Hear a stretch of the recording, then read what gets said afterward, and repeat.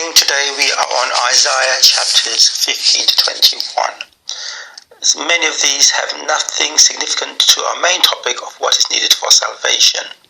The next few chapters are predictions of what will happen to some nations. I'll be reading some of the verses, starting with chapter 16, verse 5. And in mercy shall the throne be established, and he shall sit upon it in truth in the tabernacle of David, judging and seeking judgment and hasting righteousness. Match this with Luke chapter 1 verse 33, talking about the Messiah. Going on to verse 12.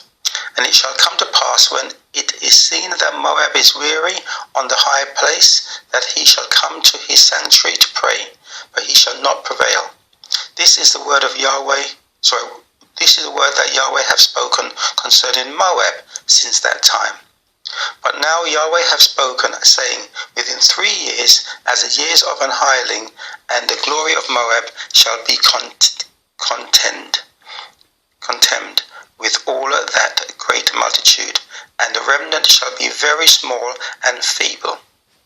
So as I said, Yahweh is pronouncing prophecies, and we know Yahweh God says and has proven many times what it says in Isaiah chapters 55:11. So shall my word be that goeth forth out of my mouth, it shall not return unto me void, but it shall accomplish that which I please, and it shall prosper in the thing whereto I sent it. Chapter 17, some verses starting at verse 6. Yet gleaming grapes shall be left in it, as the shaking of an olive tree, 2 or 3 berries in the top of the uppermost bower, 4 or 5 in the outmost fruitful branches thereof, saith Yahweh the God of Israel. At that day shall a man look to his Maker, and his eyes shall have respect to the Holy One of Israel, and he shall not look to the altars, the work of his hands, neither shall respect that which his fingers have made, either the groves or the images. I think this is talking now about Egypt. The remnant of Israel is spoken of many times in many ways, but you note as you read, it is never talking about Christians, nor is he, God, ever called the God of Christians, but the God of Israel. Then it talks about man, meaning all humans, looking to the God of Israel rather than false gods as Gentiles do. Again, Isaiah chapter 18 has nothing significant to do with salvation, so I'm going to move on to chapter 19, reading from verse 1. The burden of Egypt. Behold, the Lord rideth upon a swift cloud, and shall come into Egypt, and the idols of Egypt shall be moved at his presence, and the heart of Egypt shall melt in the midst of it. And I will set the Egyptians against the Egyptians, and they shall fight every one against his brother, and every one against his neighbor, city against city, and kingdom against kingdom. And the spirit of Egypt shall fail in the midst thereof, and I will destroy the counsel thereof, and they shall seek to the idols, and to the charmers, and to them that have familiar spirits, and to wizards. And the Egyptians will I give over into the hand of a cruel lord, and a fierce king shall rule over them, saith Yahweh, the God of hosts. So chapter 17 was not about Egypt, it was about another nation. God works to achieve his objective in various ways. Remember the events of 2 Kings chapters 19:35, which reads, It came to pass that night that the angel of Yahweh went out and smote in the camp of the Assyrians 185,000. And when they arose early in the morning, behold, they were all dead corpses. We also read in Judges chapter 7:21. And they stood every man in his place round about the camp, and all the host ran and cried and fled. And the 300 blew the trumpets, and Yahweh set every man's sword against his fellow, even throughout all the host. And the host fled to Bethshittah and Zerath, and to the border of Abimelech unto Tabbath. And the men of Israel gathered themselves together out of Naphtali, and out of Asher, and out of all Manasseh, and pursued after the Midianites. So we see God accomplishes his ways through other people on earth, be using them as his weapons or his instrument of wrath, as we read before. Chapter 19, starting from verse 19. In that day shall there be an altar to Yahweh in the midst of the land of Egypt, and a pillar at the border thereof to Yahweh. And it shall be for a sign and for a witness unto Yahweh, the God of hosts, in the land of Egypt.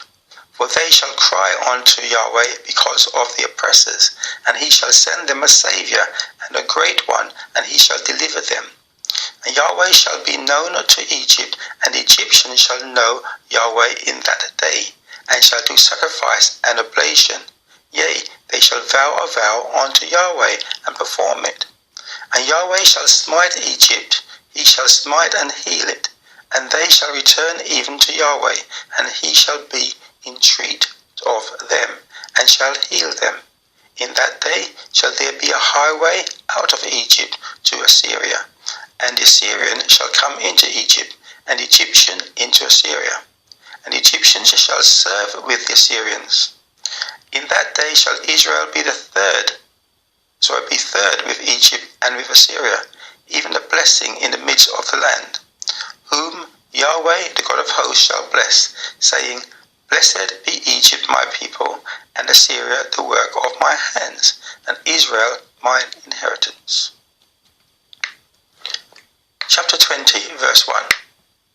In the year that Tartan came to Ashdod, when Sargon the king of Assyria sent him, and fought against Ashdod, and took it, at the same time spake Yahweh by Isaiah the son of Amos, saying, Go and loose the sackcloth from off thy loins, and put off thy shoes from thy foot. And he did so, walking naked and barefoot. And Yahweh said, Like as my servant Isaiah hath walked naked and barefoot 3 years for a sign and wonder upon Egypt and upon Ethiopia, so shall the king of Assyria lead away the Egyptian prisoners and the Ethiopian captives, young and old, naked and barefoot, even with their buttocks uncovered, to the shame of Egypt. And they shall be afraid and ashamed of Ethiopia, their expectation, and of Egypt their glory. And the inhabitant of this isle shall say in that day, Behold, such is our expectation, whither we flee for help to be delivered from the king of Assyria, and how shall we escape? Remember, Assyrians also captured and dispersed Israel, the 10 tribes who settled on one side of the river. Last chapter for today, chapter 21, reading from verse 9. And behold, here cometh a chariot of men, with a couple of horsemen. And he answered and said, Babylon is fallen, and all the graven images of her gods hath he broken unto the ground. O my threshing and corn of my floor, that which I have heard of Yahweh, the God of hosts, the God of Israel, have I declared unto you. Verse 15. For they fled from the swords, from the drawn sword, and from the bent bow, and from the grievousness of war.